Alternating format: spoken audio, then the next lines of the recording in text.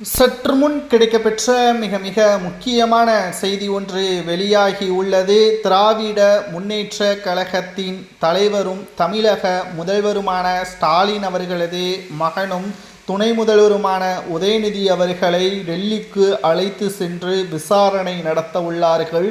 விசாரணையின் முடிவில் குற்றவாளி என்று உத்தரவாதம் நிரூபிக்கப்பட்டால் நீதிமன்றத்தின் மூலம் திகார் சிறைசாலையில் உதயநிதி அடைக்கப்படுவாரா? சமூக வலைதளங்களில் வைரலாக பரவப்பட்ட செய்தியை தான் இந்த வீடியோவில் முழுமையாக தெளிவாக நாம் பார்க்க போகிறோம். அதாவது திராவிட முன்னேற்ற கழகத்தின் ஆட்சியில் அமைச்சர்கள் செய்த மெகா ஊழல் கிட்டத்தட்ட 8000 கோடிக்கு மேலாக இருப்பதாகவும் இது உதயநிதி அவர்கள் மூலமாகவே நடைபெற்று இருப்பதாகவும் அமலாக்கத்துறை அதிகாரிகள் அமைச்சர்களது வீடுகளில் சோதனைகள் நடத்திய பொழுது உதயநிதி அவர்களது அறக்கட்டளையில் பல கோடிகள் சொத்துக்கள் இடம்பெற்று இருப்பதாகவும் டிரான்சாக்ஷன் நடைபெற்று இருப்பதாகவும் இதன் மூலம் தேர்தல் நேரத்தில் மக்களுக்கு ஓட்டிற்கு பணமாக மாற்றப்படுவதற்கான வேலைகளில் உதயநிதி ஈடுபட்டு வருகிறாரா? விசாரணையின் முடிவில் இது உறுதியானால் திகார் சிறைசாலை தான் என்ற தகவல் சமூக வலைதளங்களில் நம்மால் பார்க்க முடிகிறது.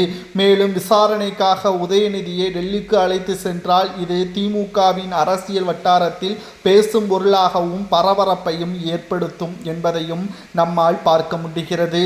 மேலும் உதயநிதி அவர்கள் 2026 திமுக ஆட்சியை அமைத்தால்தான் அடுத்த 20 ஆண்டுகள் திமுக நிலைத்து நிற்கும். அதுவே திமுக தோல்வியை தழுவினாலோ எதிர்க்கட்சி அந்தஸ்தை இழக்க நேர்ந்தாலோ உதயநிதி அவர்களாலே திமுக சுக்குநூறாக உடையும்.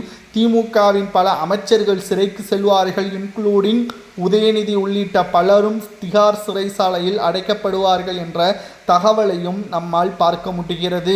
வருமானத்திற்கு அதிகமான சொத்துக்கள் சேர்த்ததாக கூறி திமுகவின் அமைச்சர்கள் எப்ப வேண்டுமானாலும் கைது செய்யப்படலாம் என்ற தகவலையும் நம்மால் பார்க்க முடிகிறது.